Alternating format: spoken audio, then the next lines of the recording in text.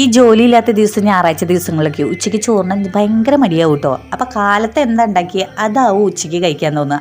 അപ്പോൾ ഇന്ന് കാലത്ത് ചപ്പാത്തി ആയിരുന്നു. എന്നാൽ ചപ്പാത്തി കഴിക്കാൻ ഭയങ്കര മടി. എന്നാൽ പിന്നെ ഇന്ന് യൂട്യൂബിലൊക്കെ കാണണ്ടല്ലോ ഈ കൊത്തു പൊറോട്ട പോലെ ഉണ്ടാക്കുന്നത്.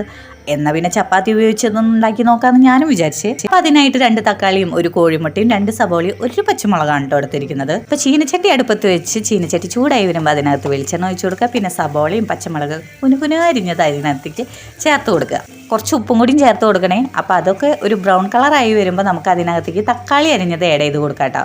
പിന്നെ നമ്മുടെ മസാലക്കൂട്ടായ മുളക്, മഞ്ഞൾപ്പൊടി, പിന്നെ ഇത്തിരി ഗരം മസാല, പിന്നെ കുറച്ച് തക്കാളി സോസും സോയ സോസും കൂടിയിട്ടൊന്ന് ചേർത്ത് കൊടുക്കാം കേട്ടോ. അതൊരു പ്രത്യേക ടേസ്റ്റ് ആയിരിക്കും. അപ്പോൾ ഇതൊക്കെ സെറ്റായി വരുമ്പോഴേക്കും നമുക്കൊരു കോഴിമുട്ട ചേർത്ത് കൊടുക്കാം കേട്ടോ. ഒരെണ്ണമല്ല, നിങ്ങളുടെ ഇഷ്ടത്തിനനുസരിച്ച് ചേർത്ത് കൊടുക്കുക. ഞാൻ ഇവിടെ ഒരെണ്ണമുള്ളത് കൊണ്ട് ഒരെണ്ണാട്ടോ ചേർത്ത് കൊടുക്കുന്നത്. അപ്പോൾ ഈ കോഴിമുട്ടയൊക്കെ ചേർത്ത് കൊടുത്തിട്ടുണ്ടെങ്കിൽ ഒരു കൊത്തിപ്പൊരിയുടെ പോലെയായി വരുമ്പോഴില്ലേ നമുക്ക് ഈ അരിഞ്ഞു വെച്ചിരിക്കുന്ന ചപ്പാത്തി ഇതിനകത്തേക്ക് ചേർത്ത് കൊടുക്കാം കേട്ടോ. എന്നിട്ട് അങ്ങോട്ട് മിക്സ് ചെയ്യുക അങ്ങോട്ട്. പിന്നെ പറയേണ്ട ആവശ്യമില്ലല്ലോ, നമുക്കൊരു പ്ലേറ്റിലേക്ക് സെർവ് ചെയ്തിട്ടൊന്ന് കഴിച്ചു നോക്കുക. എൻ്റെ പൊന്നെ ആദ്യ ടേസ്റ്റ് തന്നെയാണ് കേട്ടോ.